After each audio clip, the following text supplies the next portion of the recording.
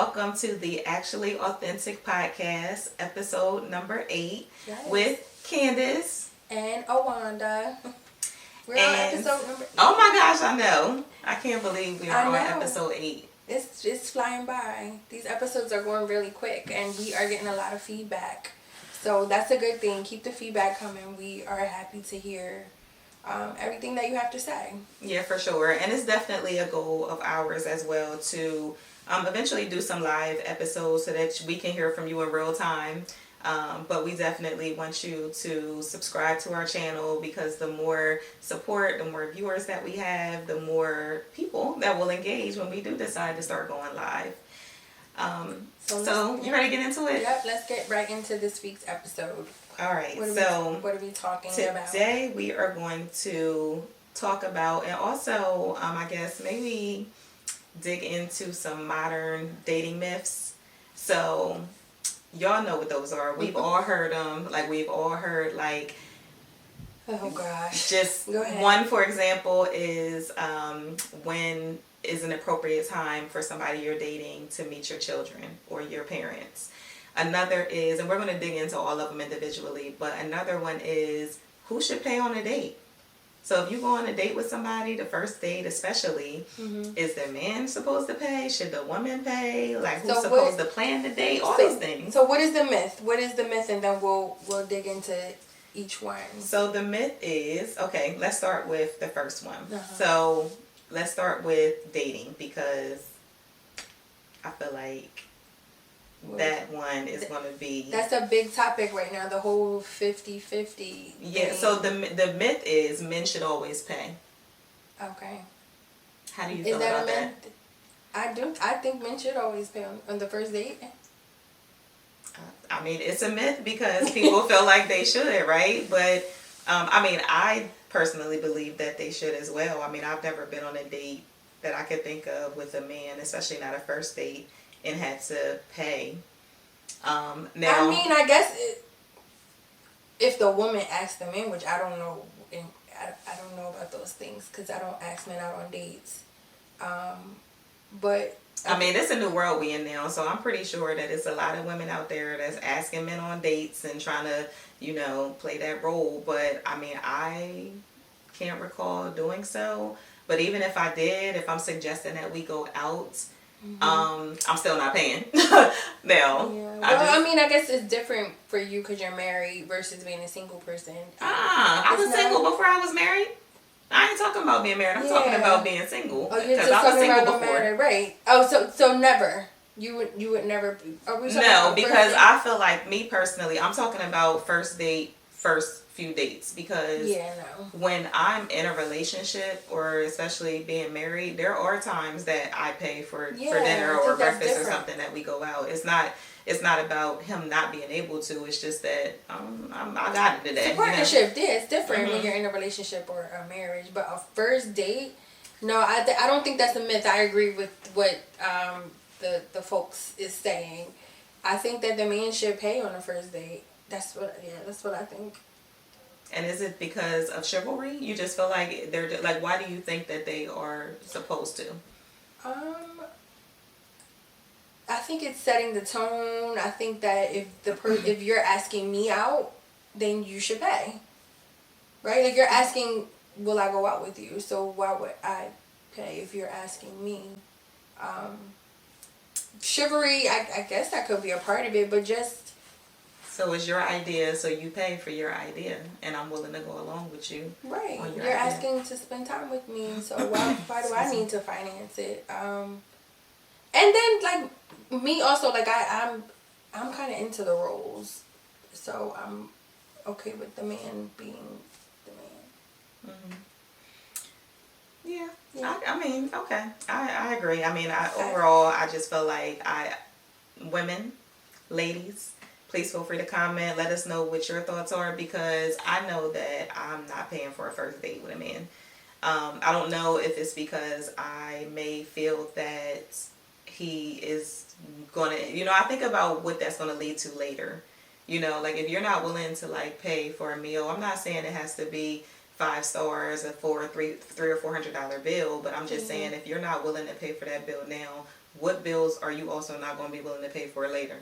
But I also don't agree with like a lot of these videos where you see the women is saying like that whole stupid Cheesecake Factory video where she was like, I'm not going. Like, oh yeah, she's no. expecting, like, I don't think that on our first date you should be expecting a man to take you to like a white tablecloth restaurant and he has to spend all of this money.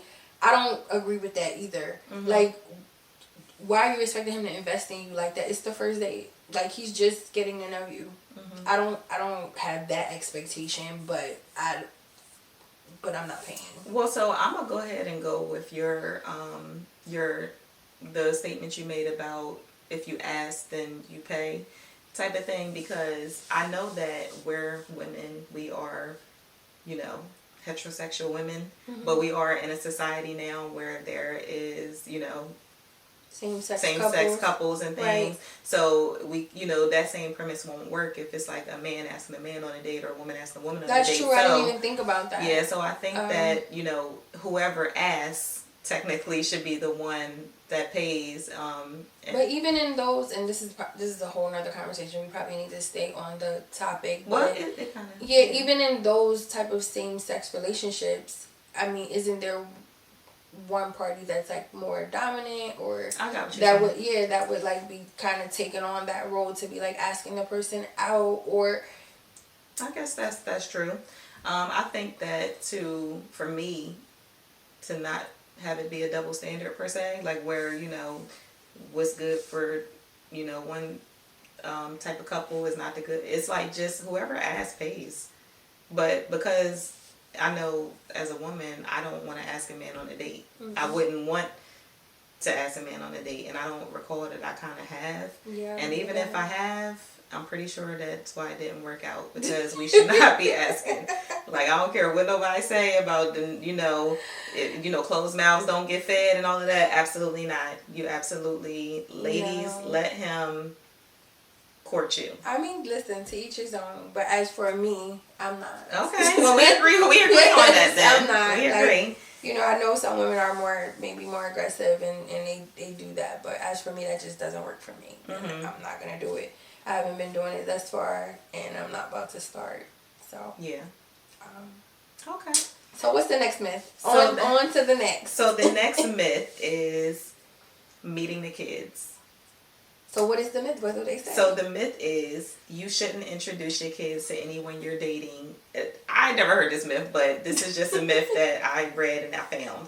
But you shouldn't introduce your kids to anyone you're dating until you're engaged. Oh no, I think that is ridiculous. How do you know if it fits? Listen, I got a story. Because I think that sometimes things just happen organically. And it's not anything that it's like in my situation, like my husband met the kids literally the first date because he picked me up at home. I didn't go meet him. You know, he already knew where I lived because we worked at the banks and he kind of had already did his research on me. So he picked me up at my house, mm-hmm. which I really actually appreciated because first of all, I knew where he worked, so I wasn't concerned about him being a weirdo stalker or nothing like that. But my kids were there. They were outside playing. Right. So when he pulled up, he met them immediately, you know. And of course, it was on a more casual basis because he's just picking me up for our first date. But he met them that day. Mm. And because he kind of never went nowhere, he was always around from that day. So if I kind of would have been on some like waiting or no, you can't meet them, it's just too hard in my opinion. Like they with me all the time, so at what point do I keep seeing you but you can't see them? So it just I say all that to say, like, it just depends on how it happens. Some people try their best and their hardest to make sure that the kids don't meet this new person, especially because those fears of what if it don't work out, or I don't want them to see multiple people, which I definitely respect as well. I think maybe my situation was a little different when I was raising my kids. Not just saying that, I'm thinking about it, but I kind of co-parented, so I had times like free weekends and stuff. Right, I had times where my kids weren't there, and I definitely tried to like wait and see, if this is serious, the person I'm dating, before I brought that person to meet my kids. But I think waiting until that person is like your fiance or until you're engaged, I think that that's too long.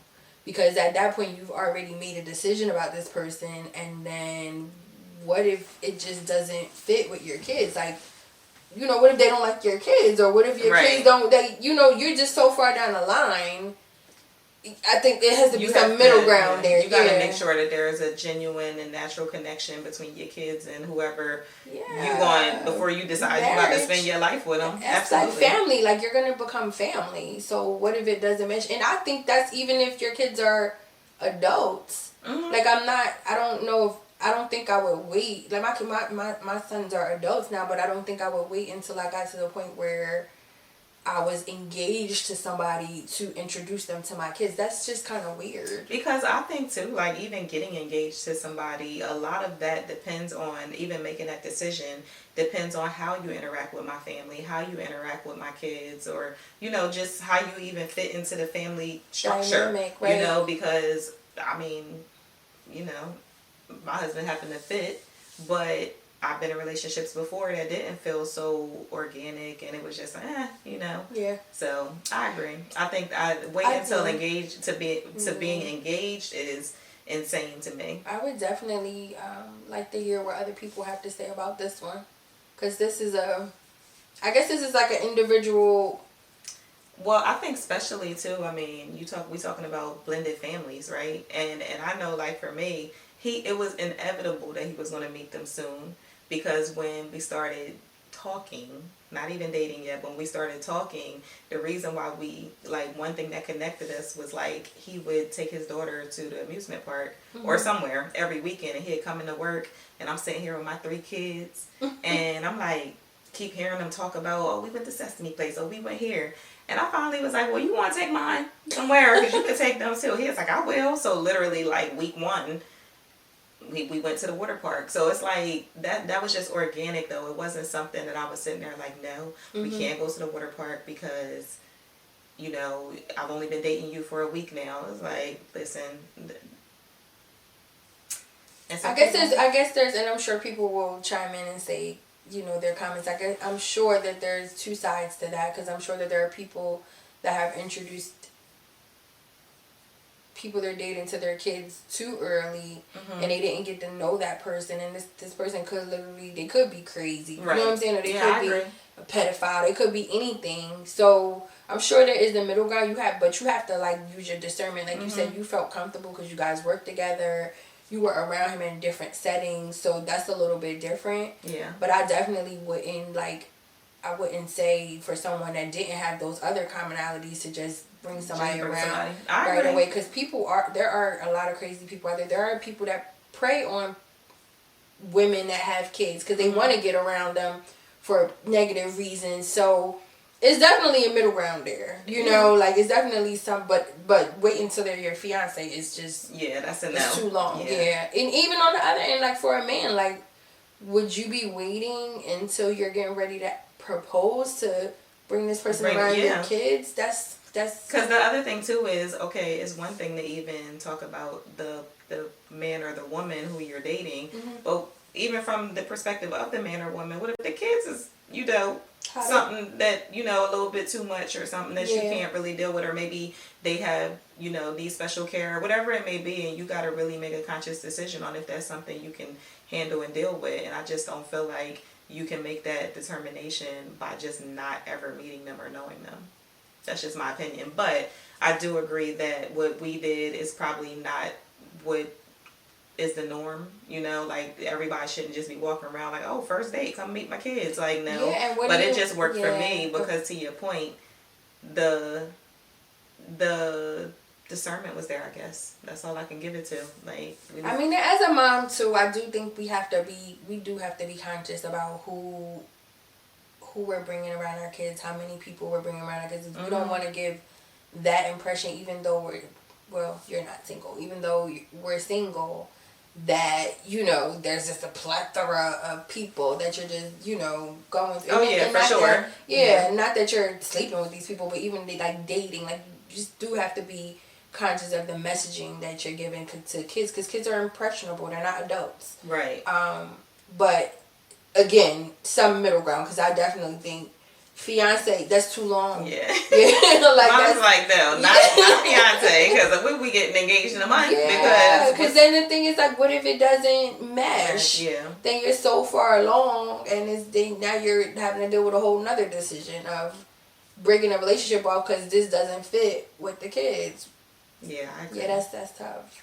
Well, I guess the whole myth thing is that's, in our opinion, we both agree that that's kind of too long. Yeah. That's a little on the weird side to just wait until you're engaged. But that's also, I guess it brings me to another, I guess it was more like a traditional myth, but technically, I guess it's a real thing where it's like, what? Oh, you shouldn't have sex until you're married. Girl, please. Do people still do that? Maybe, I don't know. I'm not signing up for nothing that I haven't tested. Yeah, I mean, I agree, but I'm just saying, like, what is that? Like, how soon is too soon for that? Like, is it, or there is no time frame? You just do what, floats your boat, because what, for sex or for marriage? Wait, what's the sex question? before marriage? Like, a myth that I'm not gonna say that's a myth because it's not a myth, but I'm just saying it's one of those new relationship dating things that is a thing. I mean, is it really a thing? It was a thing for me. Look, I tried. Okay, I really Wait, did. You was going to get married without ever having sex? No, I wasn't going to get married, but I'm just saying I felt like, there needed to be some time before... before you get married. Before taking that leap and... Oh, yeah, I think people do, you mean stop. That's what you mean? I don't think I'm explaining it right. I think that, no, I was talking about, no sex with a person that you're dating before marriage. Ever? Ever. Like, you never had sex, so then you don't have sex with ever? that person. Yes, before you get married. Correct. So y'all meet. So the first time you have sex is when you get married? When you get married. Girl, please. That's 1800s. Hell to the no. All right, that was reaching. What if it doesn't work? What if you don't like it? What if there's too many ways? But that's what people used to do. Because there was virgins and stuff back then. Who said? Y'all don't know. If you're a virgin, you don't know what you like. You like your first experience. I guess. All right, we're gonna give them the benefit of the doubt that they was virgins, and that's why. But okay, so. Here with you. What's the next myth? So the other one was moving in together. So if you move in together before marriage, your relationship won't last. So I'm going to say that in the society that we live in now, that's more common than not that people are going to live together before actually getting married. I mean, I'm not going to say some people don't do it. However, I think that maybe the reason why that's a myth, if I can interpret it the way I do, is because once you start living together and you are living and behaving like a married couple, then you probably won't ever get married, or the relationship may go downhill because now y'all live together, y'all learning different things about the way each other lives, and it just... I could see why that's being said, to be honest. Like, now in my maturity, I could see why that's being said, but I don't know if I would marry somebody that I never lived with either. See, I just think that you learn different things about a person when you live with them. You see them in a different light. Like, if we still living in our separate spaces, there's certain things that I will never know about you. But I do agree with, once you move in and then you just start living like you are married but you're not, what's the incentive to take it to the next level? And then, once it becomes a breakdown, I don't know if you fight as hard to work on it, right? Or to fix it if you don't have that bond, or that commitment. Or even is marriage, first of all, prior to moving in, was marriage the goal?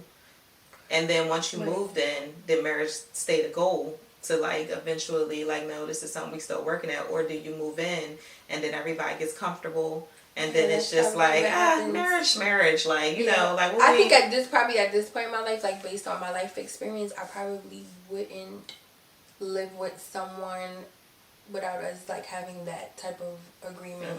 Like that's what we're moving towards, or like we're engaged, because yeah, I think that's what happens. So maybe that one is not a myth, in our opinion. Maybe there's some truth to that. Possibly. I mean, I guess I would love to look up the statistics on that, because how many people do move in and don't end up lasting because they moved too fast on that note, or everything just kind of went downhill for that.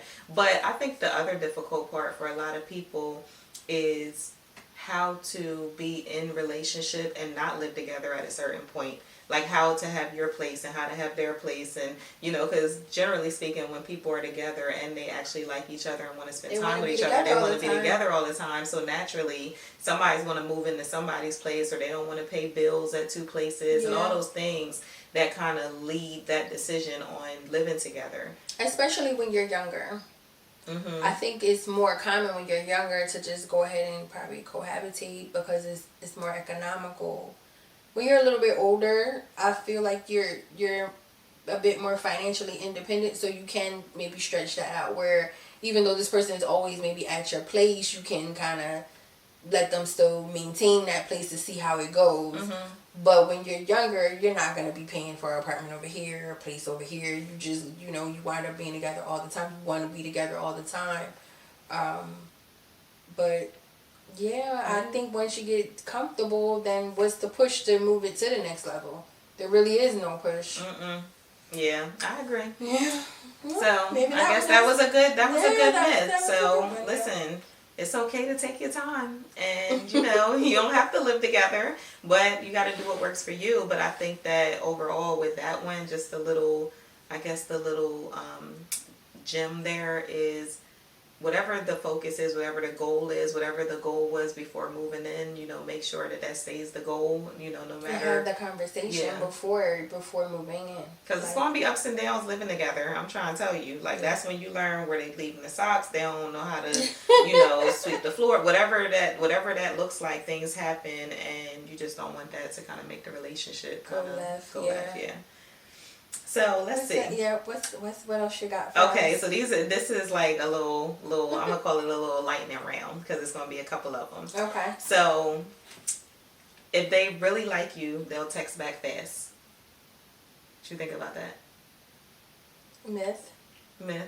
I think that's stupid. Yeah. For lack of better words. I mean, there are people that are just not texters, right? Some people just prefer to talk on the phone than text. Like, they don't like text.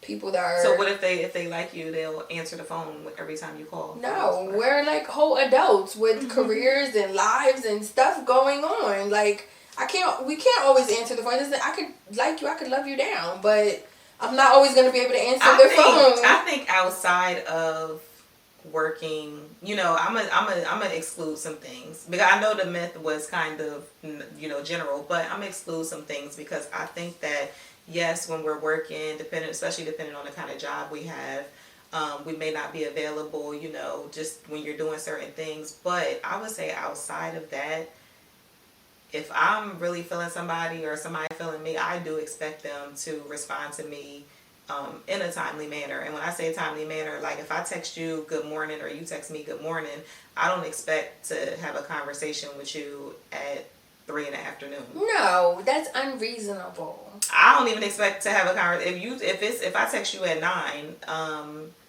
11's too late to not hear from you. Like, I'm just saying, I feel like when people really are enamored with somebody and they really, really like somebody, I don't care if that text is just a good morning GM or something real quick. You know, maybe you're busy and you can't have a whole full-fledged conversation or a whole textation, but you are going to acknowledge my message. I think that it depends on the person's communication style. I'm going to be honest. Now, when people are saying, oh, like, you text the person good morning and they're responding at 3 in the afternoon, no, that's ridiculous.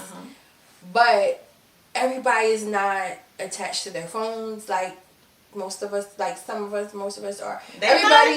shocked by that. Like, I feel like everybody's attached to their phones. No, but everybody is not. Everybody's not. And depending on, again, people's jobs. Like, some people have jobs that they literally can't even, like, have a phone. Have a phone during that time. Well, that's why I said take the job out of it, because that's just being realistic and understanding of, like, you have a career, you can't just be sitting there on your phone when you doing real career stuff. Yeah. But I mean, if you just sitting home and you chilling and you watching a movie. But then you get, when you're getting to know somebody, when you're dating them, you learn their communication style. So then you'll know, right? Because if at one point they're like responding right away, and then they're not, then you know, okay, they just not that into they me. don't like me no more. Right, but there's just certain people, like, okay, they're in the gym or whatever. Like, I don't think that equals that, unless it's like ridiculous. You know, this is like hours of passing. No, but if I text you and you don't hit me back in 10-15 minutes, does that mean you're not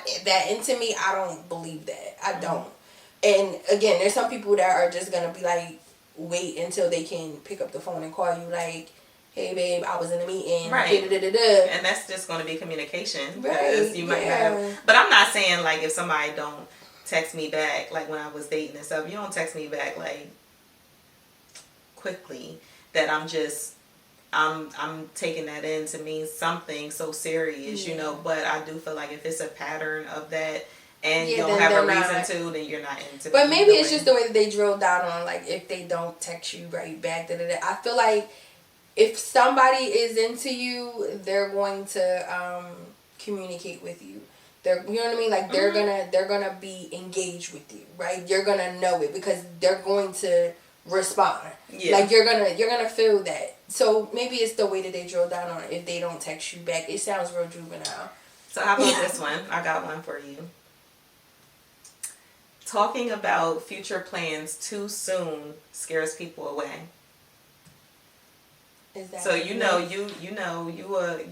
just started talking to this person and you already telling them about when you want to get married, what kind of dress you want to wear, you want to, what your expectations are for your husband, and you just using all these real serious terms and statements real early on. You think that scares a person away? And I'm not going to say a man, because men, can have those same ideas of what they want. Probably the person that's not for you. Probably. Because I feel like, that's just a real conversation. I feel like it's getting to know the person's mindset, is getting to know, like, what type of time they on. Because, when me and Sam started dating, he asked me really early on, like, what's your 5-year goal? It was a real question, and it honestly at that time was a question I wasn't really prepared for.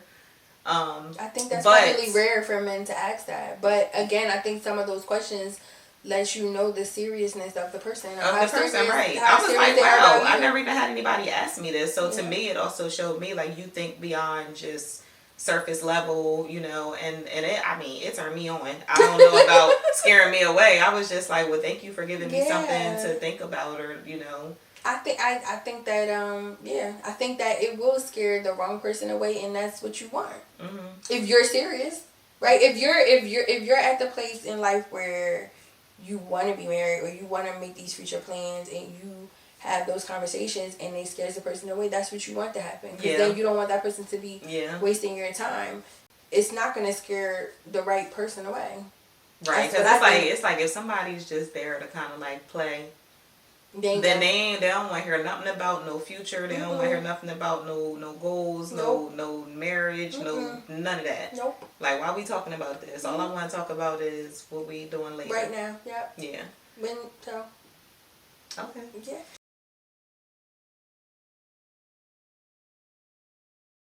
Tá tudo bem.